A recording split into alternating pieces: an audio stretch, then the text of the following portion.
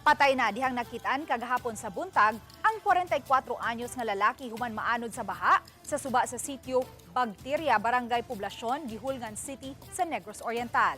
Gianod ang lalaki ni adtong Lunes sa gabi, July 13. Nakitaan sa usa ka mananagat ang lawas sa biktima nga naglutaw na sa dagat.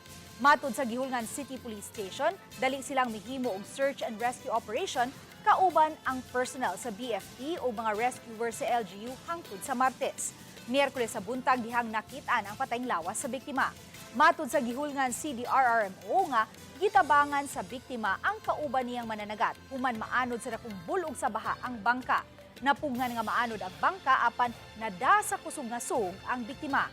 Matud sa Pag-asa, thunderstorms ang nagpauwan sa Guihulngan City ug kasikbit nga mga lugar niadtong Lunes. May pambot nga usa nga peligro maanod, magdala mo usahay mo. Mudala man po siya siya ba'y mo sa tawag mo operate pa. Moto ni apas na si Kuan dito sa mga lases pasado ni apas ng atong biktima. Dito na action na gyud nagano ra gyud ang pambot. Gitagan siya iyang gidaiban aron iyabal ko yung masakyan ng pambot magairan. Aron kay wa naman siya kay kusog naman ang baha.